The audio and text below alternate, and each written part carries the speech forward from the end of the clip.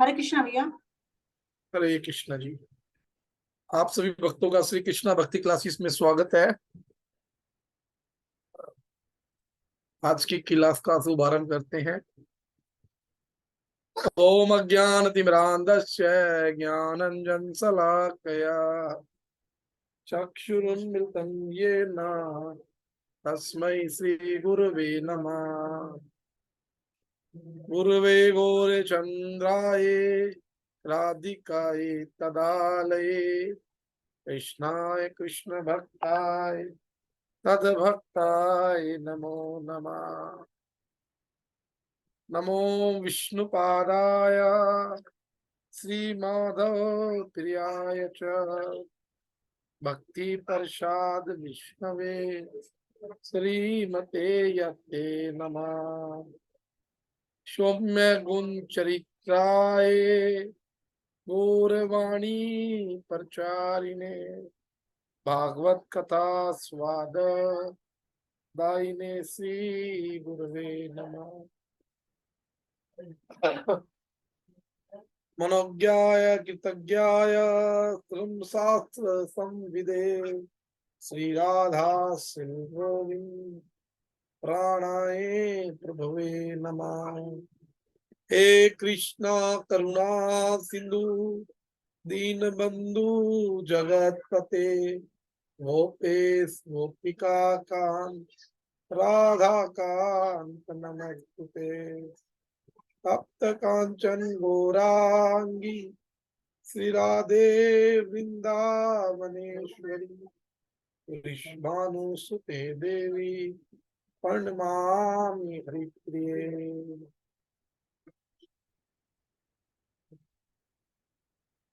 नारायण नमस्कृतं नरं चैव नरोत्तमं देवी सरस्वती व्यासं ततो जयमुदीरये।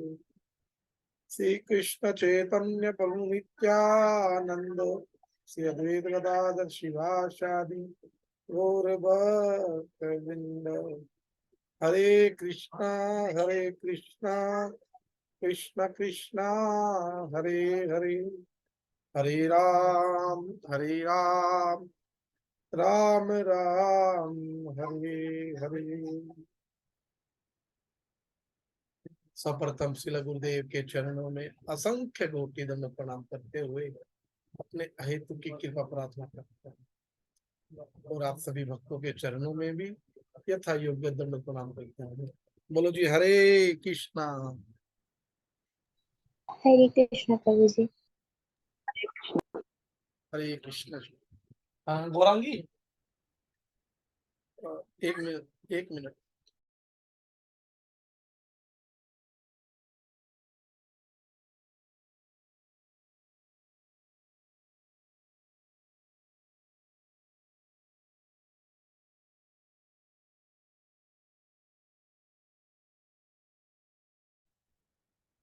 हरे कृष्ण जी। तो आप सभी भक्तों का इस त्रिदिवसीय श्री कृष्ण जन्माष्टमी कथा में स्वागत है। आज हम तृतीय दिवस की पावन वेला में प्रवेश करते हैं कि कल हमारे ठाकुर जी का हमारे कथा में जन्मोत्सव हो गया था। नंद बाबा के यहाँ नंदोत्सव मनाया जा रहा है। नंद बाबा ने 20 लाख गैया वसुदेव जी ने मन ही मन में 10,000 गैया एकत्रित करके दान में दी हैं। और यहाँ पर जो नंद बाबा हैं, जब नंद बाबा को मालूम पड़ा कि हमारे घर में लाला हुआ है तो नंद बाबा का जो हृदय है वो आनंद से भर गया है। सभी क्या कह रहे हैं? नंद के आनंद भयो जय कन्हैया लाल की। सब लोग बड़े खुश हैं, गोप गोपी सब खुश हैं। सभी को खूब भर भर के नंद बाबा बधाई लुटा रहे हैं। खूब भर भर के बधाई लुटा रहे हैं। और सारे के सारे लोग जो गोपियां हैं वो लाला को खूब खूब आशीर्वाद दे रहे हैं। कह रहे हैं लाला, है ना, तेरी उम्र बहुत बड़ी हो और तुम हमारे, है ना, हमारे गांव का राजा बने। खूब सब आनंद दुलार दे रहे हैं। बड़ा गोकुल में जश्न मनाया जा रहा है। तो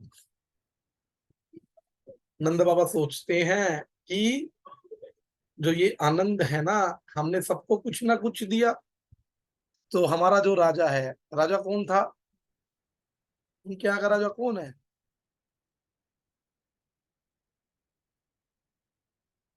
उनके यहाँ का राजा है कंस, मथुरा का राजा। तो वो सोचते हैं कि हम मथुरा के राजा को भी कुछ ना कुछ भेंट दे के आते हैं। लेकिन फिर जब भी तुरंत मन में एक बात और आती है, अगर हम कंस के पास गए कुछ लेके, कंस को पता चल जाएगा कि इनके यहाँ भी लाला हुआ है, और उसने ये सोच लिया कि ये वो लाला यही है जिसने मेरी जिसने मुझे मारना है, तो वो लाला के लिए मुसीबत आ जाएगी।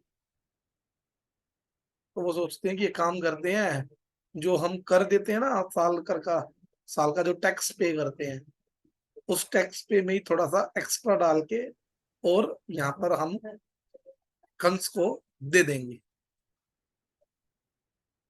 अब जैसे ही कंस को पता चलता है कि भाई जो आठवीं जो संतान है वो पुत्र ना होकर पुत्री आकाश में उड़ जाती है, जब कंस उसे मारने की कोशिश करता है, तो कंस क्या करता है, कंस एक अपने राक्षसों की मीटिंग बुलाता है। उसमें कौन कौन आता है? अकासुर, बकासुर, धेनुकासुर, है ना, और आपका पूतना जो कासुर बकासुर की बहन है। तो वो कहते हैं कि भाई कि ऐसे ऐसे बात है, और उस पुत्र का पता नहीं चल रहा है, वो पुत्र कौन है जिसने मेरी जिसने मेरा वध करना है। तो अकासुर बकासुर कहते हैं कोई बात नहीं राजा, अगर ऐसी बात है तो पिछले 1 साल में जितने भी बच्चे हुए हैं हम सबको मार देंगे, है ना। तो वो कहते हैं अच्छा, कहते हैं लेकिन अब लोगों के घरों में कैसे एंट्री की जाए? तो पूतना कहती है महाराज आप चिंता मत कीजिए, वो सब मुझ पे छोड़ दीजिए, मैं अपने आप सभी बच्चों का वध कर दूंगी। पूतना को बोला जाता है बाल घातनी पूतना। तो पूतना की बात सुन के कंस बड़ा खुश होता है। कंस कहता है पूतना, अगर तुम ऐसा काम करोगी तो मैं तुम्हें मुंह मांगा इनाम दूंगा, मुंह मांगा इनाम दूंगा। और क्या कहते हैं, तो आज लाला 6 दिन के हुए हैं, है ना, लाला की छठी हुई है, और सभी लोग लाला को खूब आशीर्वाद देके गए हैं। तो क्या हुआ, पूतना ने एक स्वर्ग की अप्सरा जैसा रूप बनाया, और वो जैसे ही उसने गोकुल में एंट्री की, तो जितनी भी गोपियां वो देखती हैं, अरे ये तो बड़ी सुंदर है, ये कहाँ से आ रही है, हमने तो पहले इसको देखा नहीं है। तो एक गोपी पूछ बैठती है, अरे बहन तुम कहाँ से आ रही हो? तो वो कहती है कि मैं नंद रानी की दूर की रिश्तेदार हूँ। तो वो सोचती कि अरे ये तो बड़ी सुंदर है, बड़े गहनों से सुसज्जित है। और वो कहती है जो गोप हैं उनको कहती है कि मुझे नंद महाराज का घर का रास्ता बता दीजिए। और वो लोग उसे वहां नंद महाराज के घर तक छोड़ आते हैं। वो जो नंद महाराज के जो सेवक हैं वो देखते हैं कि ये तो बड़ी सुंदर है, अच्छे कपड़े पहने हुए हैं, है ना। हम इसको क्या पता ये कौन रिश्तेदार हो। और आजकल तो भाई नंद बाबा के यहाँ बधाइयों का तांता लगा हुआ है, खूब लोग आ रहे हैं भगवान को आशीर्वाद देने के लिए कि मम्मी थोड़ी सी ये पंखा बंद कर। कि अगर हमने इसको रोका और ये कोई पहचान वाली निकली, है ना, तो बड़ा कलह हो जाएगा। तो वो क्या करते हैं, नंद बाबा के यहाँ उसको जाने देते हैं। और जब जाने देते हैं तो क्या होता है, जब वो नंद बाबा के घर में घुसती है तो नंद रानी की नजर उसके ऊपर पड़ती है। और नंद रानी देख रही है पता नहीं कौन है, घर में घुसती आ रही है अंदर। तो नंद रानी कहती है जाके, कौन हो तू, क्या कर रही हो अंदर। तो पूतना को एकदम पता चल जाता है कि ये और कोई नहीं, ये ही नंद रानी है। क्योंकि भाई नौकर तो ऐसी बात पूछेंगे नहीं, भाई घर का मालिक ही पूछ सकता है ऐसी बात, है ना। तो वो कहती है, कहते हैं हाँ भाई, कहता है वो ऐसा है ना, मैं गोकुल के जो सीमा है ना उसमें रहती हूँ। और मुझे जब से पता चला है ना कि आपने एक लाला को, बड़ा सुंदर लाला को जन्म दिया है, और वो इतना सुंदर है, वो नीलमणि के समान है। और मेरा भी मन किया कि मैं भी लाला के दर्शन कराऊं और थोड़ा उसको आशीर्वाद दे आऊं। तो वो कहती है कि, नंद रानी कहती है, अरे बहन, तुम बात तो ठीक कह रही हो, लेकिन अभी मेरे लाला दूध पी के अभी सोया है। तुम एक काम करना, तुम फिर आ जाना। तो वो कहती है, अरे बहन, मैंने तो जब से उसके बारे में सुना है, मैं तो 2 रात सो ही नहीं पाई हूँ। क्योंकि क्योंकि मैं तो पहले तो अपने मायके गई हुई थी, और अब मैं जब आई तो जब मैंने सुना गोपियों से, तो मैं तो अपने आप को रोक ही नहीं पा रही हूँ। क्यों? कि लाला इतना सुंदर है, नीलमणि है ना। और ये तो हमारे होने वाला हमारा राजा है। ऐसा है यशोदे, अगर तुम्हें बुरा ना लगे, मैं तो 2 दिन भी इंतजार करने के लिए तैयार हूं, मैं कहीं नहीं जाऊंगी। तो बार बार यशोदा मैया पूतना को समझा रही है, और पूतना यशोदा मैया को रिप्लाई कर रही है। भागवत में लिखा है। तो जब काफी देर हो गई तो नंद रानी कहती, चलो ठीक है, एक काम करो, मैं तुम्हें अपने लल्ला के पास ले जाती हूँ। लल्ला का जो पलना डला हुआ है उसमें लाला सो रहे हैं, है ना।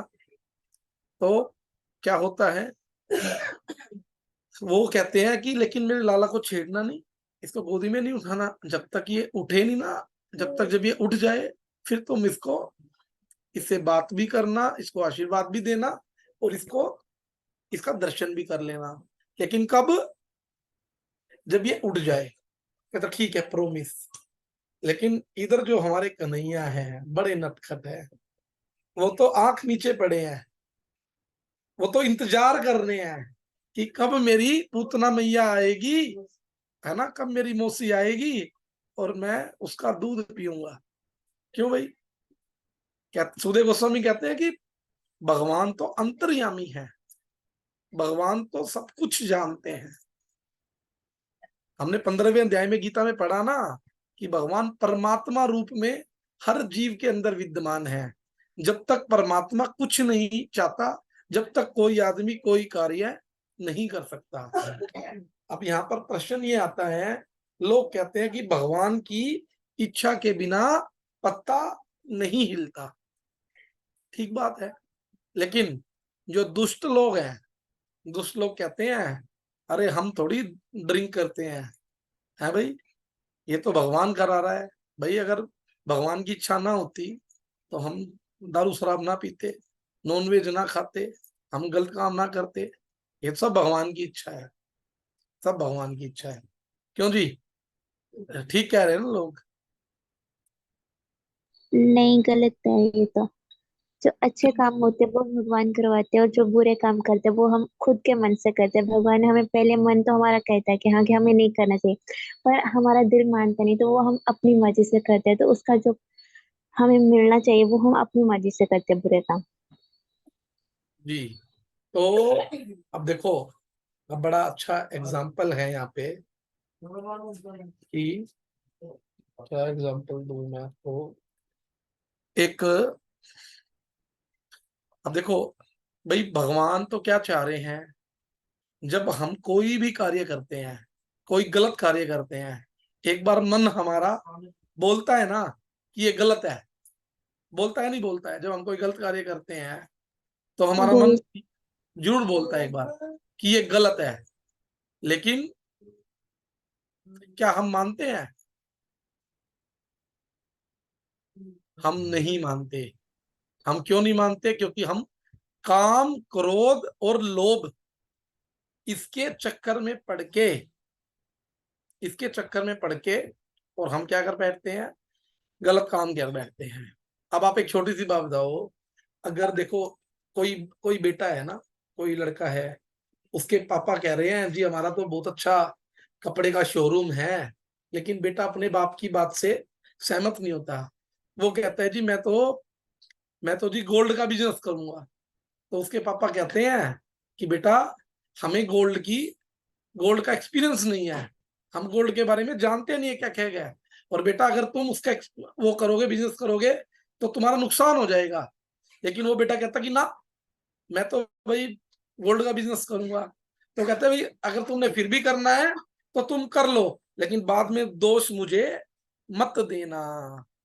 और उसी प्रकार जब हम कोई भी कार्य करते हैं, भगवान हमें बुरे कर्म करने से रोकते हैं, लेकिन जब हम काम, क्रोध और लोभ के वश में आकर कोई भी कार्य करते हैं तो भगवान कहते हैं अब तुम अपने आप इसको भुगतो, क्योंकि भगवान ने तो वार्निंग दे दी थी।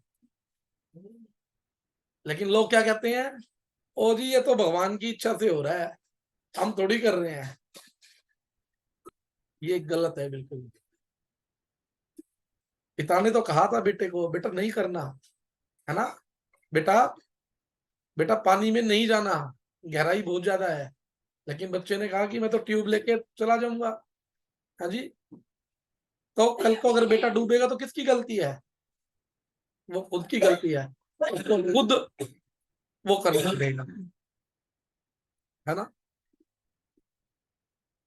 टीचर्स कहते हैं बच्चों को पूरा साल पढ़ लो बेटा पढ़ लो, लेकिन बच्चे पढ़ते नहीं है, और बच्चे क्या कहते रहते हैं, कल कर लेंगे मैडम, कल कर लेंगे, कल कर लेंगे। और वो एकदम फिर एग्जाम का टाइम आ जाता है तो मैडम कहती है अब भैया तुम अपने आप भुगतो, तुमने सारा साल तो कुछ नहीं किया, अब तुम अपने आप भुगतो। तो इसमें टीचर की गलती थोड़ी है, टीचर ने तो अच्छा चाहा था, लेकिन जो स्टूडेंट है उसने नहीं किया। तो उसी प्रकार भगवान अंतर्यामी है परमात्मा स्वरूप में, हर एक जीव के अंदर। भगवान तो यही चाहते हैं कि जीव सारे कार्य अच्छे ही करे, लेकिन हम क्या करते हैं, जो हमारे दुश्मन है, जो नरक के द्वार है, काम, क्रोध और लोभ, हम काम के चक्कर में पड़ जाते हैं तो नरक में जाते हैं। क्रोध आ गया तो नरक में जाएंगे, लोभ आ गया तो नरक में जाएंगे। तो कहने का विषय ये है कि भगवान हमारे रोकते हैं, लेकिन हम काम, क्रोध, लोभ रूपी रूपी दुश्मनों के चक्कर में आकर हम अपने जीवन को खराब कर लेते हैं। बोलो जी, सहमत हो नहीं सहमत हो? हरे कृष्णा जी। यही होता है नहीं होता है सबके सहमत साथ? हूँ। सहमत। सहमत हो? तो अब क्या हुआ, अब भगवान देख रहे हैं, है ना। भगवान ने जैसे ही यशोदा, वो क्या नाम, पूतना ने भगवान को उठाया, जब पूतना ने देखा कि यशोदा कहीं काम में लग गई है, और पूतना ने लाला को गोदी में भर लिया, और गोदी में भर के उसको लेके वो उड़ गई। तो क्या कहते हैं, पहले तो भगवान ने उसका जहर पिया, जो उसने जहर अपने स्तन पे लगाया हुआ था, पहले उसको पिया, फिर भगवान ने दूध पिया, और फिर भगवान उसके प्राणों को पीने लगे। तो वो कहती है, लाला मुच्यताम मुच्यताम, छोड़ दे लाला छोड़ दे। तो भगवान कह रहे हैं कि मसीह, मैंने तो केवल पकड़ना आवे, मैंने तो छोड़ना कभी सीखा ही नहीं। और जब भगवान हमें एक बार पकड़ लेते हैं ना, तो मैंने देखा है कि अगर कोई बड़ा भक्त अगर अपने रास्ते से भटक भी जाए, भगवान उसको फिर भी उसके दोबारा उसको भक्ति के मार्ग में वापस ले आते हैं। क्यों? क्योंकि भगवान कहते हैं, मैं तो जब एक बार पकड़ लेता हूं तो फिर मैं छोड़ता नहीं हूं। तो क्या होता है, जब भगवान उसके प्राणों को पी लेते हैं तो क्या होता है, वो मर जाती है और मर के धड़ाम जैसी नहीं गिरती है। और कई कई लोग कहते हैं कि जब वो अपने असली रूप में आ गई थी, राक्षसी के स्वरूप में, कि जब आई तो भगवान कई बार तो उसको देखते हैं आंख खोल के, और फिर भगवान दोबारा आंख को बंद कर लेते। क्यों? क्योंकि देखो, भगवान इसलिए नहीं देख रहे हैं कि अगर भगवान ने उसको देख लिया तो भगवान फिर उसको मार नहीं पाएंगे, मारना भी तो है ना। तो जब वो धड़ाम देसी नीचे गिरती है, तो सारे के सारे ब्रिजवासी लोग अपने अपने घरों से आते हैं, क्या हो गया भाई, क्या हो गया? तो सब देखते हैं, पूतना राक्षसी मरी पड़ी है, जिसका साइज पता है कितना है? कहते हैं 7 कोस की पूतना थी। 21 किलोमीटर में उसका शरीर फैल गया था, 21 किलोमीटर में, इतनी लंबी। और भगवान उसके स्तन के ऊपर खेल रही हैं। तो कहते हैं कि भगवान को, लाला को वहां से निकालने के लिए ब्रिजवासी लोग सीढ़ी का प्रयोग कर रहे हैं, सीढ़ी लगा के और पूतना के ऊपर चढ़ के और लाला को लेके आते हैं। और फिर यशोदा मैया क्या करती है? यशोदा मैया अपने पुत्र को स्नान कराती है, गौमूत्र में स्नान कराती है ना। उसकी नजर उतारती है, ये जो गाय की जो पूंछ होती है ना, इससे नजर उतारती है, झाड़ा लगाती है। हमारे हमारे जो मंदिरों में जो चवर यूज होता है, ये क्या है? ये लोग, हम लोग भगवान की नजर ही तो उतारते हैं चवर के साथ। तो और क्या करती है यशोदा मैया? अपने लाला को ले जाके भगवान विष्णु के चरणों में बिठा देती है, कहता है तुमने ही दिया था और तुम ही इसकी रक्षा करो। वो ये नहीं जानती कि जिस भगवान विष्णु के तू चरणों में रख रही है, वो भी इसका ही अंश है, जानती नहीं है ना। तो और उस टाइम नंद बाबा गए हुए होते हैं मथुरा में कंस के यहाँ टैक्स देने के लिए। लेकिन वहां जब वसुदेव जी से उनका मिलना होता है, तो वसुदेव जी कहते हैं अ, नंद नंद बाबा को, कहते हैं कि महाराज, तुम्हारा यहाँ ज्यादा रुकना ठीक नहीं है, क्योंकि मैं जैसा देख रहा हूं तुम जल्दी गोकुल चले जाइए, मुझे कुछ संकट के बादल नजर आ रहे हैं दिखाई देते हुए। तो जब नंद बाबा वापिस आते हैं तो देखते हैं कि एक बड़ी सुंदर खुशबू पूरे ब्रिज मंडल में फैली हुई है। तो वो देखते हैं कि भाई ये क्या है? तो देख रहे थे भाई, उस पूतना के शरीर को काट काट के जलाया जा रहा है, क्योंकि बड़ी लंबी थी, बड़ी ठाट वो थी। तो कहते हैं कि उसके बाद क्या हुआ? कहते हैं कि उस सबने कहा भाई, परीक्षित महाराज पूछने लगे सुखदेव गोस्वामी से, महाराज वो तो बाल गातनी पूतना थी, उसके शरीर से सुगंध कैसे आ रही है भाई, इतनी अच्छी खुशबू कैसे आ रही है? तो सुखदेव गोस्वामी कहते हैं कि महाराज, उसने भगवान का स्पर्श कर लिया था, उसने भगवान को दूध पिलाया था।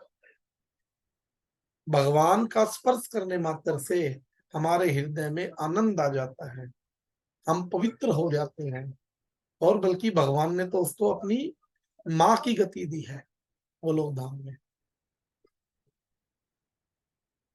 तो इस प्रकार पूतना का वध होता है।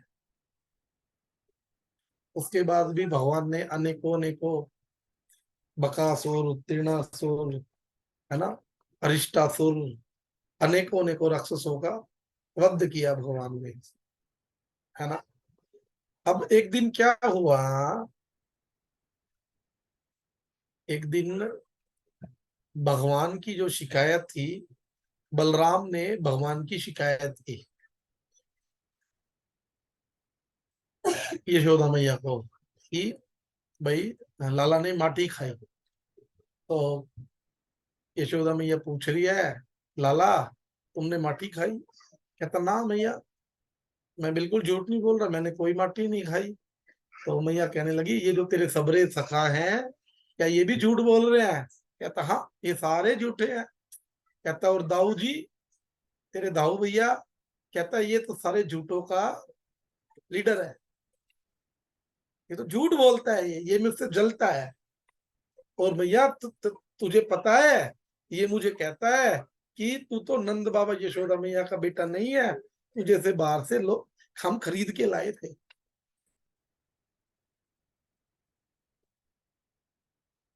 तो यशोदा मैया बड़ी खुश होती है, छोटी छोटी बातें सुनकर, अपने लाला की बड़ी मधुर मधुर लीलाएं सुनकर बड़ी खुश होती है। तो भगवान चोरी करने जाते हैं मक्खन की, और सारे ब्रिज की जो जितनी भी गोपियां हैं, है ना, वो सब चाहती हैं कि कन्हैया हमारे घर में मक्खन चोरी करने आए, हमारे घर में मक्खन चोरी करने आए। तो लेकिन वो सारी की सारी नंद रानी को जाके शिकायत भी करती हैं। वो कहती है, नंद रानी ये तेरा लाला है ना, ये बड़ा चोर है, ये क्या करता है, हमारे घर में मक्खन चुरा लेता है। चलो मक्खन चुरा के खा ले, कोई बात नहीं। ये क्या करता है, सारा मक्खन दही बिखेर देता है। और क्या करता है ना, बंदरों को ले जाता है, अपने अपने मित्रों को ले जाता है, उत्पात मचाता है। लेकिन मैया किसी की बात नहीं सुनती। मैया कहती है, मेरा लाला तो बहुत शरीफ है,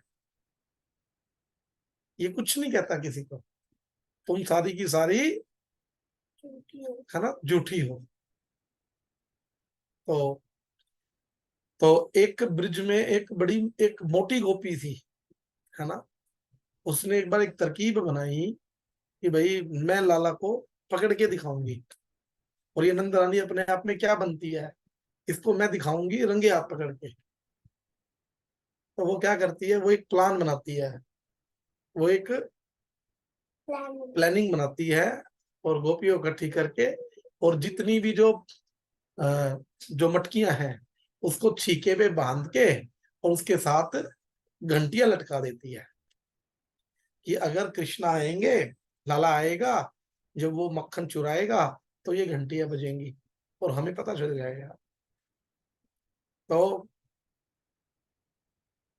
भगवान जैसे ही वहां पहुंचते हैं, तो भगवान देखते हैं कि भी मोटी गोपी बड़ी चालाक है ना। लेकिन भगवान को भी तो लीला ही करनी है ना। एक्चुअल में भगवान, ये जो मक्खन है ना, इस मक्खन की तुलना की गई है हमारे हृदय से। हमारा हृदय भी इतना ही कोमल होता है, और मक्खन भी कोमल होता है। अगर ठाकुर जी हमारे हृदय को चुरा लेंगे, तो क्या होगा, हमारे ऊपर विशेष कृपा होगी। तो लाला कहते हैं सारे सखाओं से, सखा मना करते हैं कि अरे अरे कन्हैया, तुम रुक जाओ, है ना, अभी नहीं करना। वो जो मोटी गोपी है ना, वो हमें पकड़ के छोड़ेगी। तो लाला कहते हैं ना, आज तो हम लोग चोरी जरूर करेंगे। तो देखते हैं कि भैया वहां घंटियां, है ना, जैसे ही चीखे को आवाज लगाते घंटियां बजने लग जाती हैं। तो भगवान कहते हैं, हे घंटियां, भगवान से बात कर रहे हैं घंटियों से, है ना। भगवान कहते हैं, हे घंटियों, तुम जानते हो मैं कौन हूँ? तो घंटियां हाथ जोड़ के खड़ी हो जाती हैं। हाँ प्रभु, हम जानते हैं आप कौन हो, आप हमारे मालिक हो। है ना, आप परम ब्रह्म हो। कहता है तो तुम फिर, मैं कोई काम कर रहा हूं तो तुम क्यों बज रही हो? कहता है प्रभु, है ना, जब हम नहीं बजेंगे, ठीक है ना, आप अपना कर लीजिए। तो भगवान क्या करते हैं, छीके पे चढ़ के, एक दूसरे के ऊपर चढ़ के, और जैसे ही मटकी लाके और नीचे रखते हैं, और सारे के सारे जो भगवान के सखा हैं वो सबके सब माखन खा रहे हैं, खूब खा रहे हैं, खूब खा रहे हैं। और खाने के बाद जैसे कहते हैं, अब लाला की बारी आती है ना, जैसे ही लाला एक वो भर के और मुंह में डालता है, तुरंत घंटियां बजने लग जाती हैं। तो तो भगवान को बड़ा गुस्सा आता है। भगवान कहते हैं, हे घंटियों, तुम क्यों बजी? भगवान तो कहते हैं कि भगवान, हम तो आपकी आज्ञा का पालन कर रही हैं। आपने वेदों शास्त्रों में कहा है कि जब जब भगवान को भोग लगेगा, जब घंटियां बजेंगी। और देखो, जब आपके मित्रों ने, बंदरों ने, है जी, मक्खन खाया तो हम नहीं बजी, लेकिन अब देखो आपने खाया तो हम तो बजना पड़ेगा। तो भगवान कहते हैं, ये भी बात ठीक है। तो फिर घंटियां बजनी इसलिए जरूरी होती है, हम लोग भोग लगाते हैं उस टाइम घंटी बजाते हैं, क्योंकि शास्त्रों का विधान है। शास्त्र क्या है? भगवान की वाणी। भगवान जो बोलते हैं वो शास्त्र। तो क्या करती है, वो मोटी गोपी आ जाती है, ये सारे के सारे भाग जाते हैं, लेकिन वो मोटी गोपी कन्हैया को पकड़ लेती है। कहता है, आज तो भैया रंगे हाथ पकड़ा गया, है ना।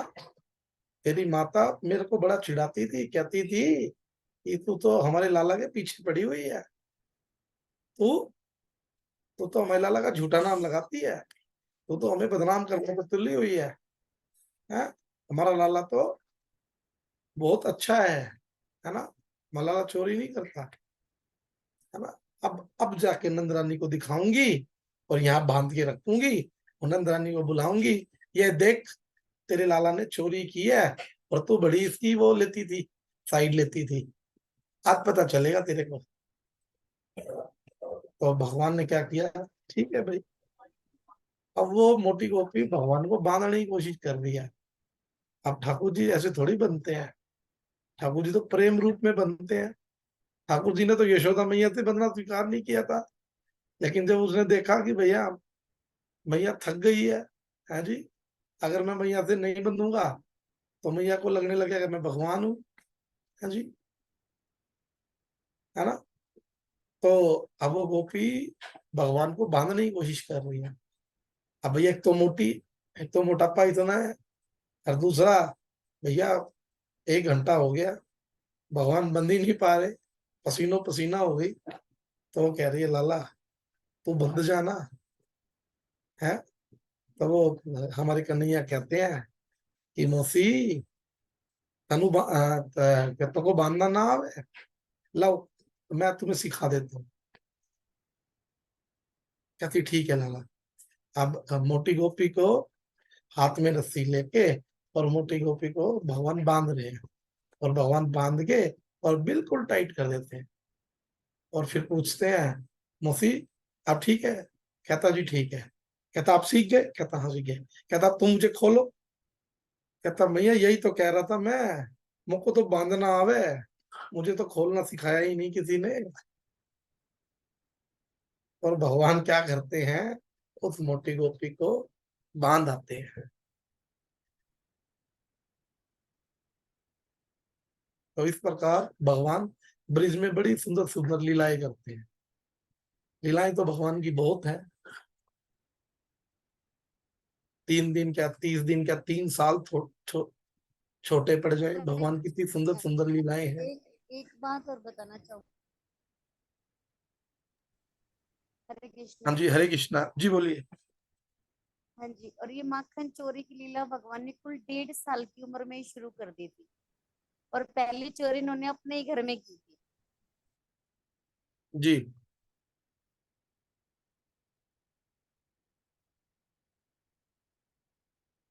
तो भगवान ने इस प्रकार अनेकों लीलाएं की है। एक दिन भगवान ने देखा कि जो सारे ब्रिजवासी हैं वो अपने अपने घरों में बड़े बड़े पकवान बना रहे हैं जी। तो ठाकुर जी आए और ठाकुर जी ने देखा कि भाई ये सारे बना रहे हैं। ठाकुर जी अपनी मैया की रसोई में गए और देख रहे हैं मैया ने बहुत पकवान बनाए, कचौड़ी, पकौड़ी, मालपुआ, खीर, हलवा, लड्डू, बर्फी, है जी, मोहन भोग, मोहन थाल, है जी, बड़े बड़े खूब 56 भोग बनाए हैं। और वो कह रहे हैं तो क्या कह रहे हैं, कह रहे हैं जाके मैया को कहने लगे, ए मैया, है तुम थोड़ा कुछ कचौड़ी पकौड़ी मुझे भी दे दो थोड़ा, है ना। तो भगवान की मैया बोलती है, लाला दूर हट, दूर हट, जूठा नहीं करना। तो वो देख रहा है कि भैया देखो मुझे कोई नहीं दे रहा, सब पता नहीं किसके लिए क्या बना रहे हैं। और मैया क्या करती है, डांट के लाला को बता देती है। अब लाला नंद बाबा के पास जाते हैं और वो कहते हैं कि बाबा ये तुम क्या कर रहे हो, तुम सब लोग, है ना, ये क्या हो रहा है। कहते हैं कि हम लोग इंद्र के लिए भोग बना रहे हैं, हमें इंद्र को भोग लगाना है ना। इंद्र क्या करता है, कहते जी इंद्र हमें बारिश देता है, पानी देता है। तो लाला कहने लगे कि बाबा ये जो पानी है, ये तो पानी तो हमें ये सामने जो गोवर्धन है, ये गिरिराज है, ये देता है। हमें इंद्र की पूजा करने की क्या जरूरत है, हम क्यों करें। तो सबके सब देखते हैं। तो फिर देखने के बाद क्या होता है, सबके सब लाला की बात का मान रखते हैं। क्यों, क्योंकि सब लाला।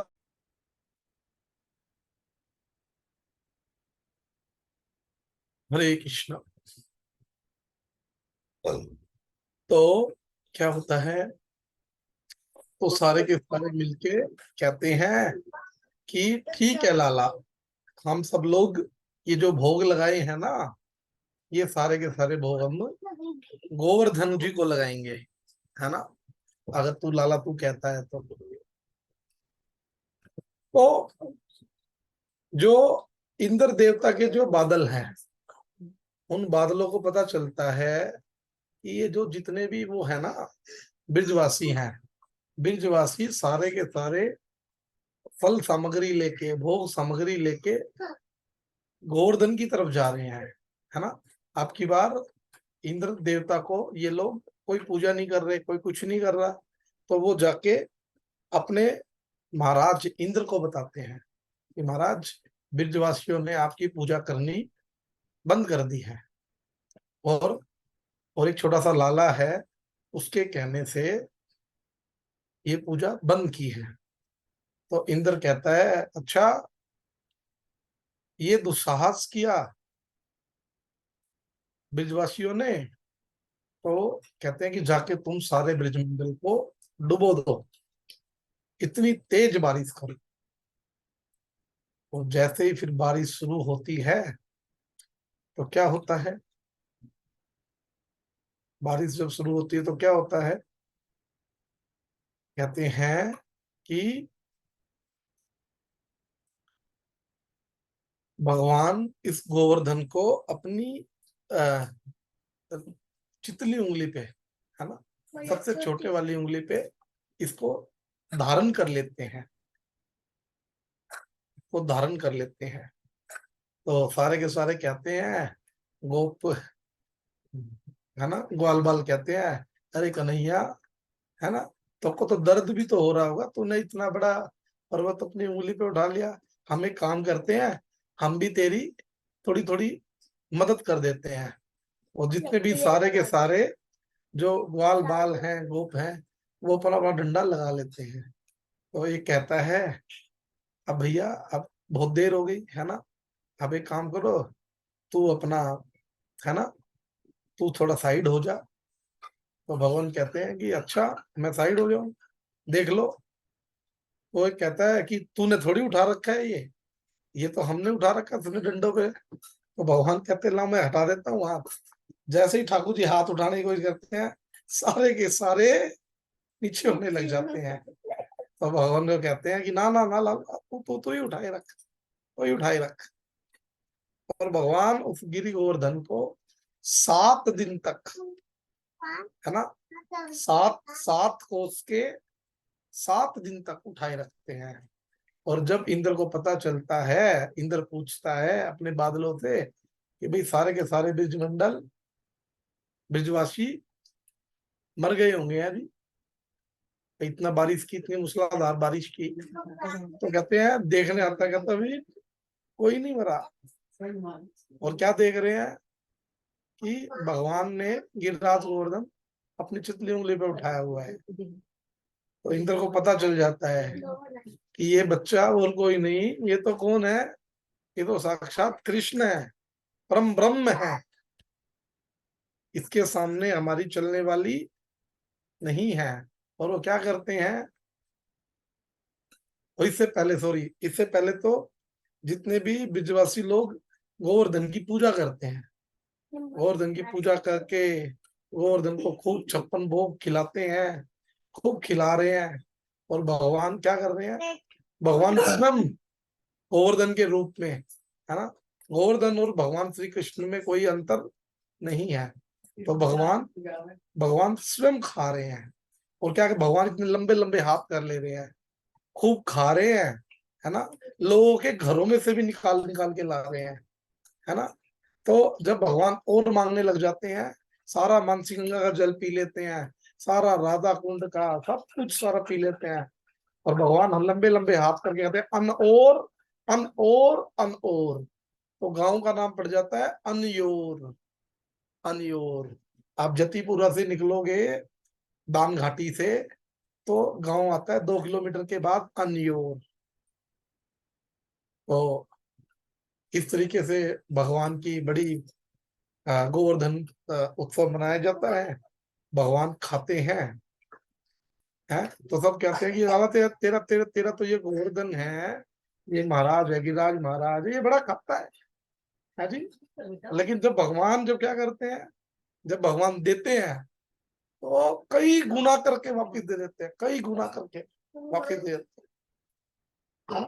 ठाकुर जी को खाने के लिए भगवान की सारी इंद्रियां दिव्य हैं। हम लोग केवल मुंह से खा सकते हैं, हम लोग नाक से खा सकते हैं, हम लोग आंख से खा सकते हैं, हम लोग नहीं खा सकते। लेकिन भगवान कान से भी खा सकते हैं, भगवान पैर से भी खा सकते हैं, भगवान मुंह से भी खा सकते हैं, भगवान नाक से भी खा सकते हैं। क्योंकि जो भगवान की जो इंद्रियां हैं वो दिव्य है। तो इस प्रकार ये गोवर्धन उत्सव मनाया जाता है। सभी लोग गोवर्धन उत्सव मनाते हैं बड़े खुश होके। और जो इंद्र है, इंद्र अपनी गलती का एहसास होता है उसे, वो ब्रह्मा जी के पास जाते हैं कि महाराज मुझे बचा लीजिए, है ना, मैंने ऐसे ऐसे भगवान श्री कृष्ण के चरणों में अपराध कर दिया है। तो ब्रह्मा जी अपने बारे में बताते हैं कि भैया मैंने भी अपराध किया था, है जी, मैं भी भगवान की परीक्षा लेने के चक्कर में पड़ गया था, तो मुझे भी वो करना पड़ा था। एक काम करो, तुम जाके भगवान भक्त वत्सल है, भगवान के जाके माफी मांग लो। वो क्या करते हैं, वो सुरभि गैया को लेके आते हैं और क्या करते हैं, भगवान का अभिषेक करते हैं और भगवान से माफी मांगते हैं। और और भगवान फिर क्या कहते हैं, भगवान कहते हैं मेरे भक्तों से इंद्र तुम बलपूर्वक पूजा नहीं ले सकते, बलपूर्वक पूजा तुम नहीं ले सकते। किसी भी देवी देवता को कोई भी हक नहीं है कि वो मेरे भक्त के से बलपूर्वक पूजा ले। और इंद्र को अपनी गलती का एहसास होता है। अब देखो मेन कंसेप्ट क्या है इस लीला से अच्छा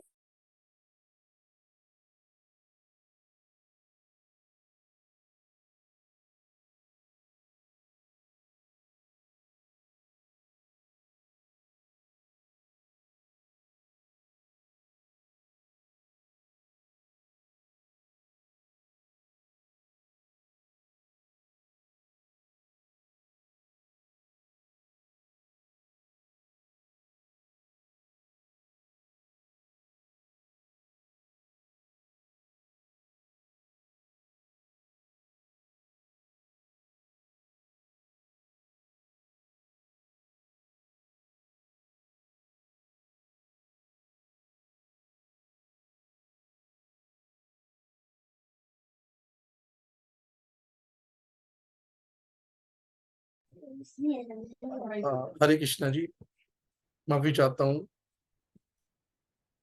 तो कहाँ थे हम?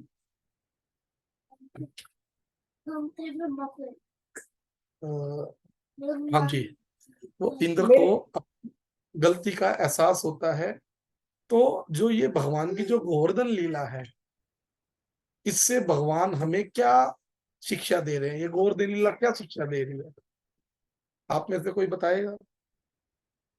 एनीवन गैस कि इस लीला से हमें क्या शिक्षा मिलती है?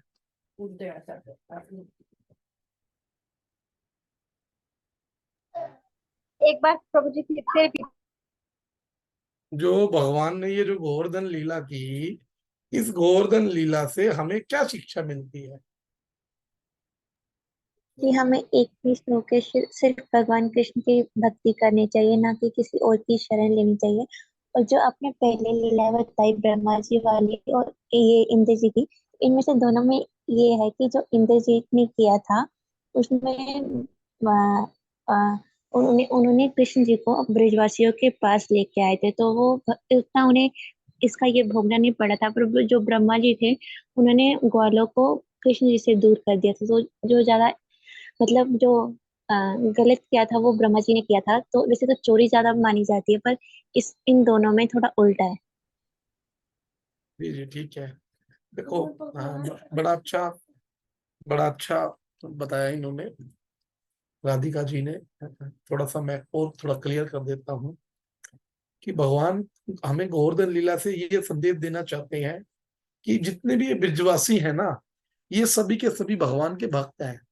भगवान चाहते हैं केवल मेरी पूजा हो, किसी देवी देवता की पूजा ना हो। क्यों? क्योंकि ये मेरे भक्त हैं। अगर ये कल को किसी दूसरे चक्कर में पड़ जाएंगे तो ये मेरे भगवत धाम में मेरे कैसे वापस आएंगे?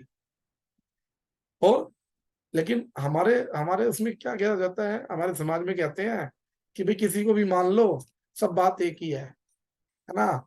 माता को मान लो, शिव जी को मान लो, है जी, दुर्गा को मान लो, शनिदेव देव को मान लो, किसी को भी मान लो, सब बात एक ही है। और गुरुदेव अक्सर बोलते हैं कि हमने अनेकों कथाकार देखे हैं। कथाकार बड़ी बड़ी कथाएं करते हैं मायावादी लोग, और क्या बोलते हैं कि भाई किसी को भी मान लो, बात एक ही है जी। अगर दिल्ली जाना हो, किसी पे के पास कार हो, वो कार से चला जाएगा। किसी पे के पास कार नहीं है, स्कूटर हो, तो स्कूटर से चला जाएगा। स्कूटर भी नहीं है तो किसी के पास साइकिल से चला जाएगा। बात एक ही है भाई। पहुंच अंत में जा तुम दिल्ली पहुंच जाओगे। और जितने लोग वहां बैठे होते हैं ना, सारे लोग बड़े खुश होके कहते हैं महाराज बिल्कुल सही कह रहे हो आप। क्यों जी? सही कहते हैं वो लोग।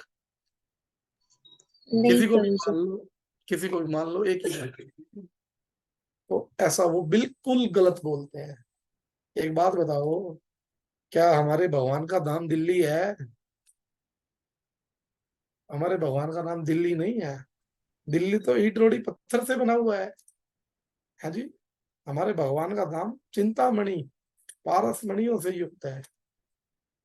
और भगवान गीता जी के 9वें अध्याय के 25वें श्लोक में कह रहे हैं, यान्ति देवर्ता देवान, पितर यान्ति पितरवता, भूतानी यान्ति भूतेजा, मध्या जीनो की मान। कि जो देवताओं की पूजा करते हैं वो देवलोक में जाते हैं, जो पितरों की पूजा करते हैं वो पितरलोक में जाते हैं, जो भूतों की पूजा करते हैं वो भूतों के लोक में जाते हैं, जो मेरी पूजा करते हैं वो मेरे पास आते हैं। तो अब एक बात बताओ, जो हमारे मन में जो वहम है ये कि किसी को भी मान लो सब भगवान के धाम जाएंगे, ये बात सत्य है या झूठ है? झूठ है। मेरी बात पे यकीन नहीं हो रहा आप लोगों को? 9वें अध्याय का 25वां श्लोक खोल के देख लो।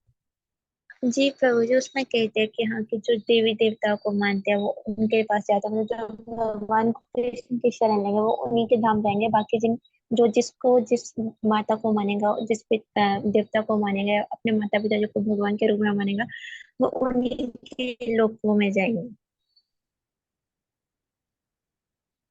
तो इस बात से सहमत है सारे? हाथ खड़ा करो। जो सहमत नहीं है वो भी बताओ। हाँ जी। हरे कृष्णा हरे कृष्णा। हरे कृष्णा। हाँ जी। जी माता जी। अब इसमें देवी देवताओं का तो बात ही नहीं आती, क्योंकि गिरिराज की आज भी पूजा होती है। तो इन्वायरमेंट हम जो बच्चों को बताते हैं कि रिस्पेक्ट इन्वायरमेंट, क्योंकि आप रिस्पेक्ट नहीं करेंगे तो इन्वायरमेंट भी, जैसे आजकल ग्लोबल वार्मिंग की वजह से बारिशें ज्यादा हो रही है, तो हम जो बच्चों को सिखाते हैं वो सिखाते हैं रिस्पेक्ट इन्वायरमेंट। देवी देवताओं की तो इसमें यहाँ बात नहीं हो रही, भगवान तो एक ही है, वो तो उसमें कुछ नो डाउट।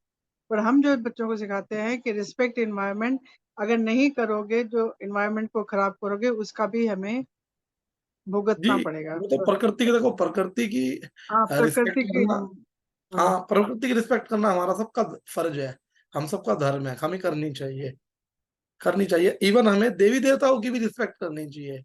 लेकिन हमें क्या करना है, हमें देवी देवताओं को भगवान नहीं मानना। ये गलती कर जाते हैं हम लोग क्या करते हैं, जब एक लड़की शादी होके आती है, वो अपने पति को जो मान सम्मान देती है, वो अपने ससुर और अपने देवर को मान सम्मान नहीं दे पाती। वो क्यों? क्योंकि वो पतिव्रता स्त्री होती है। उसी प्रकार जो भगवान का जो भक्त होता है, वो पतिव्रता स्त्री की तरह होता है। हम लोग अपने जीवन में गलतियां क्या करके बैठते हैं, इस अगर हम इससे दो कारण आते हैं, दो चीजें आते हैं हमारे मन में। एक तो जब हम लोग अन्य देवी देवताओं को सबको भगवान मानते हैं, तो क्या होता है, हम भ्रमित हो जाते हैं। क्यों भाई भ्रमित हो जाएंगे हम, कभी इधर जाएंगे कभी उधर जाएंगे, और ये हमारे पूरे संसार में चल रहा है। दूसरा, हमारे अंदर और क्या आएगा, हमारे अंदर एक बात और ये भी आ जाएगी, हम लोग दूसरे के प्रति अपराध करना शुरू कर देंगे। भाई आप किसी की पूजा कर रहे हो, अगर आपकी उनसे कोई बात नहीं बन पा रही, तो आप उसको छोड़ के आप उसके प्रति अपराध करना शुरू कर दोगे, है ना? तो भगवान ये कह रहे हैं कि भ्रमित भी नहीं होना, और है ना, और किसी के प्रति अपराध भी नहीं करना। इसलिए भगवान ने उनको शिक्षा दी। क्योंकि देखो, क्या क्या देवी देवताओं के पास ही वो वस्तु है जो भगवान नहीं दे सकते? भगवान सब कुछ दे सकते हैं, लेकिन देवी देवता और भगवान में अंतर क्या होता है? आज मैं आपको बड़ा अच्छा एक एग्जाम्पल दे देता हूँ।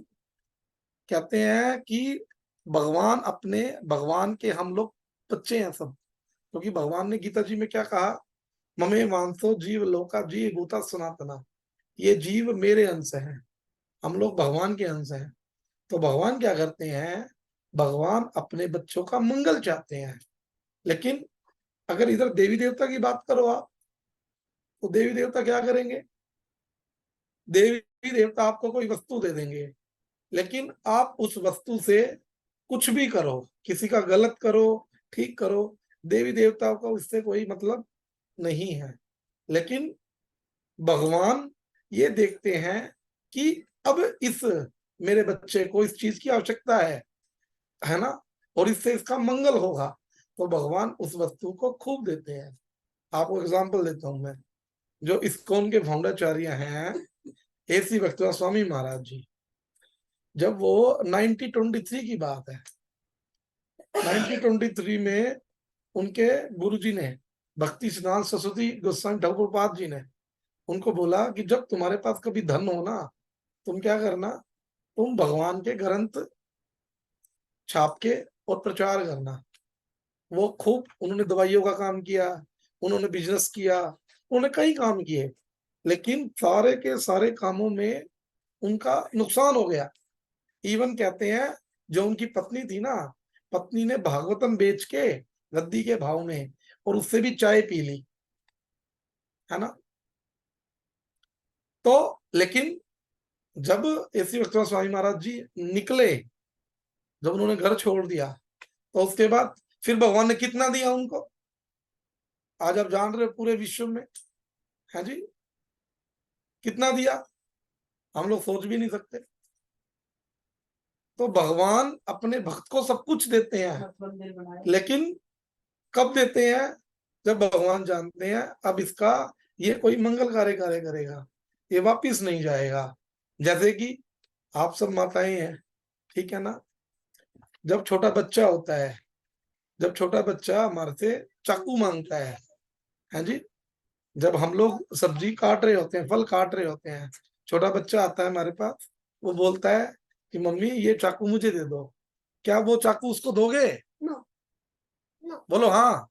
नो नहीं, नहीं दोगे, क्यों नहीं दोगे भाई? क्योंकि उसको हरकत है। वो खुद हाँ, को नुकसान पहुंचा सकता है। खुद को नुकसान पहुंचा सकता है। क्यों? क्योंकि हम लोग उसके माँ बाप होते हैं। उसी प्रकार भगवान कृष्ण क्या करते हैं? भगवान कृष्ण हमें वो वस्तु देते हैं जिसमें हमारा मंगल होता है। अगर भगवान को ये लगता है कि इससे हमारा अमंगल होगा तो भगवान हमें वो वस्तु नहीं देते। लेकिन देवी देवता क्या करते हैं? अब देवी देवता का एग्जाम्पल देता हूँ मैं, कि एक छोटा बच्चा है, उसको कोल्ड हो रखा है, खांसी है, जुकाम है ना, वो आता है अपने पापा के पास, पापा मुझे 10 रुपए दे दो, मैंने आइसक्रीम खानी है ना। उसके पापा कहते हैं कि नहीं बेटा, ना आइसक्रीम नहीं खानी, गलत बात है, जब आपका कोल्ड ठीक हो जाएगा तो पापा अपने आप लाके दे देंगे, ठीक है। लेकिन वो कहीं और से 10 रुपए लेके और आइसक्रीम वाले के पास चला जाता है, 10 रुपए देता है, आइसक्रीम ले लेता है। आइसक्रीम वाला ये नहीं जानता कि उसे जुकाम है, बुखार है, खांसी है, वो उसे दे देता है। क्या होता है उससे? उससे उसका कोल्ड और ज्यादा बढ़ जाता है, वो बीमार हो जाता है, वो ये नहीं जानता। उसी प्रकार देवी देवता है, देवी देवता हमें वस्तु दे देते हैं, लेकिन वो टेम्परेरी टाइम के लिए रहती है, परमानेंट नहीं रहती, है ना। और उससे हमारा मंगल होगा अमंगल होगा, उनसे उन्हें कोई लेना देना नहीं होता। इसलिए भगवान गीता जी में कहते हैं 10वें अध्याय में, माता पिता च दाता, भगवान माँ भी हैं, पिता भी हैं, है ना, और दादा भी हैं। तो हम लोग भगवान के अंश हैं।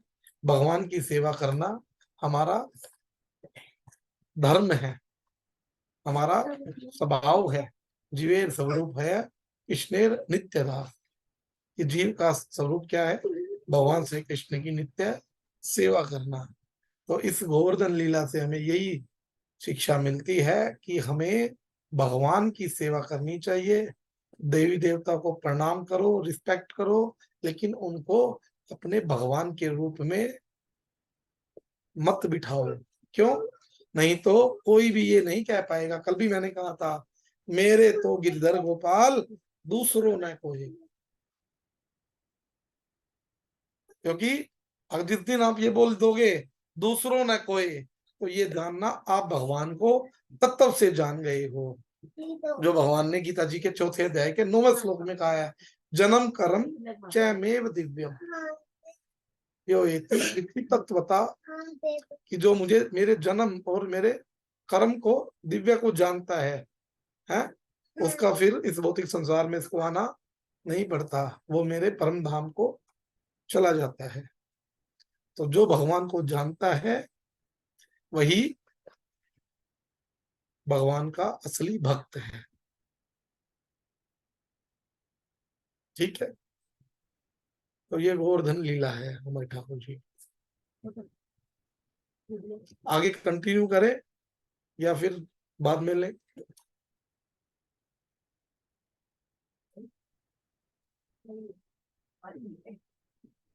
अगर किसी का कोई क्वेश्चन है तो वो ले ले लेते हैं। हाँ जी, और कौन सी लीला रह गई? और कौन सी लीला रह गई? दामोदर लीलाएं लीलाएं तो भगवान की बहुत है। नहीं, वो दामोदर तो लीला आप जो तो मेन मेन कह रहे थे। दामोदर लीला में तो हम लोग भगवान के दामोदर अष्टकम का अर्थ सहित वो करेंगे। दामोदर लीला में तो ठाकुर जी की बड़ी विशेष लीला है ना। कालिया नाग लीला है, दामोदर लीला है, भगवान की वस्त्र चोरी करने वाली लीला है, अनेकों लीलाएं ठाकुर जी की। तो है ना। ठाकुर जी की रास लीला है जिसमें भगवान शिव शंकर महादेव खुद एक गोपी बन के आए। हरे कृष्णा जी। हाँ जी, एक मिनट, मेन रह गया, जन्माष्टमी के ऊपर थोड़ा सा रह गया। लीलाएं तो बाद में भी कर लेंगे, थोड़ा जन्माष्टमी के बारे में बोलो जी। हरे कृष्णा।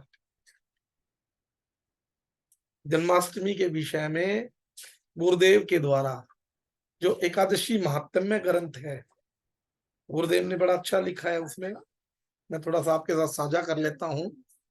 गुरुदेव ने एकादशी महात्म्य में लिखा है, जिसके पास एकादशी महात्म्य है वो आप उसमें देख भी सकते हैं।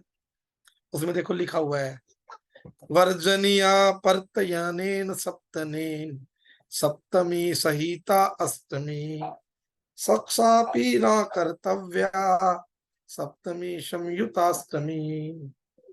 ब्रह्म वैवर्त पुराण में लिखा हुआ है। जो लोग आज जन्माष्टमी कर रहे हैं उनके लिए बोल रहा हूं मैं। लोगों को था ना कि 6 तारीख को जन्माष्टमी है, उनके लिए बोल रहा हूं। कहते हैं यतन पूर्वक सप्तमी विदा अष्टमी का त्याग करना चाहिए। आज अष्टमी कितने बजे आई है? आज अष्टमी आई है 3 बजे से, सूर्य उदय के बाद।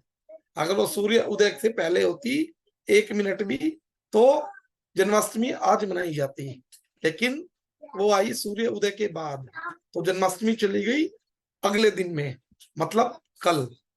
तो कह रहे हैं जिस प्रकार दसवीं विदा एकादशी परित्यज्य है, छोड़ने के योग्य है, उसी प्रकार सप्तमी विदा अष्टमी भी छोड़ने के योग्य है। उसमें अगर इस दिन, अगर आज के दिन रोहिणी नक्षत्र भी क्यों ना हो, अगर आज के दिन रोहिणी नक्षत्र कौन सा है? जिसमें भगवान श्री कृष्ण ने जन्म लिया है। अगर सप्तमी विदा जन्माष्टमी अष्टमी में अगर रोहिणी नक्षत्र भी क्यों ना हो, वो तिथि हमें छोड़ देनी चाहिए। वो तिथि हमें अगले दिन करनी चाहिए, मतलब कि कल। ठीक है। उसके बाद कह रहे हैं पंचगव्यम यथा शुद्धम न ग्राह्य मग संयुतम रवि विरदाता था त्याज्या रोहिणी सहिता यदि। पद्म पुराण में लिखा है, जिस प्रकार पंचगव्य शुद्ध होने से भी मध्य संयुक्त होने पर ग्रहण योग्य नहीं होता। अगर पंचगव्य शुद्ध होने पर भी अगर उसके अंदर मध्य, अगर उसके अंदर श्राद्ध संयुक्त हो जाए तो वो ग्रहण करने योग्य नहीं होता। ऐसे ही सप्तमी विदा अष्टमी में रोहिणी का योग होने पर भी उस दिन व्रत ना करें। ठीक है जी। आगे सुनिए पद्म पुराण में आगे क्या कह रहे हैं। पूर्व विद्या यथानंदा वर्जिता सर्वनाविता तथा अष्टमी पूर्व विद्या साक्षात विवर्जित। पद्म पुराण में कहा है, सर्वणा का योग होने पर भी जिस प्रकार दसवीं विदा एकादशी त्यागने के योग्य है, ऐसे ही रोहिणी नक्षत्र का योग होने पर भी सप्तमी विदा का त्याग कर देना चाहिए। आगे क्या कह रहे हैं, वर्जनिया परतनेन सप्तमी संयुता अष्टमी बिना सक्सेन कर्तव्या नवमी संयुताष्टमी। आगे कह रहे हैं कि सप्तमी संयुक्त अष्टमी का वर्जन त्याग यत्न पूर्वक करें। रोहिणी नक्षत्र का योग न होने पर भी केवल अगर नवमी युक्त अष्टमी है तो हमें उसका व्रत करना चाहिए। अगर कल रोहिणी नक्षत्र नहीं भी है वो कोई मतलब नहीं है, लेकिन वो नौमी विधा अष्टमी है, सप्तमी विधा नहीं है, तो इसलिए उस दिन व्रत करने के योग्य है। आगे क्या कह रहे हैं, सप्तमी वेद रहिता रोहिणी नक्षत्र सहिता अष्टमी में देवकी नंदन ने जन्म ग्रहण किया था। दिवस में और अर्धरात्रि में अष्टमी होने पर उसमें नवमी और रोहिणी नक्षत्र मिलित होने पर भी पूर्व विदा सप्तमी तिथि का त्याग करना चाहिए। तो ये अनेकों अनेकों गुरुदेव के द्वारा एग्जाम्पल दिए गए हैं और इसमें अनेकों अनेकों श्लोक दिए गए हैं। अगर आपके पास किसी के पास ये बुक ना हो तो ये बुक आप मेरे से ले भी सकते हैं। इसमें एकादशी महात्म्य की कथा भी है, जो 26 एकादशी जो आती है साल में वो है।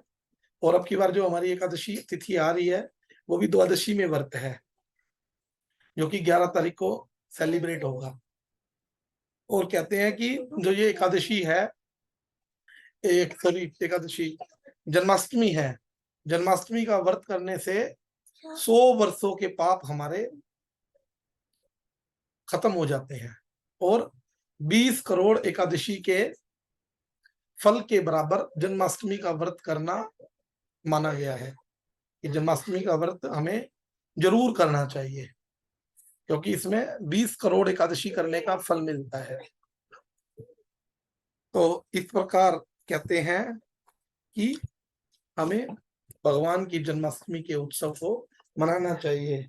भगवान के जितने भी उत्सव हैं, रामनवमी उत्सव, जन्माष्टमी उत्सव, गौर पूर्णिमा उत्सव, बलदेव पूर्णिमा उत्सव, नरसिंह चतुर्दशी और नित्यानंद त्रयोदशी, ये हम लोग जो गौड़ीय वैष्णव लोग हैं, हम ये सारे के सारे जो भगवान के उत्सव हैं, हम इन्हें राधाष्टमी, ये सारे के सारे उत्सव हमें करने चाहिए और इनमें हमें भगवान की प्रीति के लिए व्रत करना चाहिए। बोलो जी हरे कृष्णा। तो सबको समझ आ गया कि सप्तमी विदा अष्टमी का हमें त्याग करना चाहिए। हाँ जी विशाखा दीदी, कुछ पूछना है?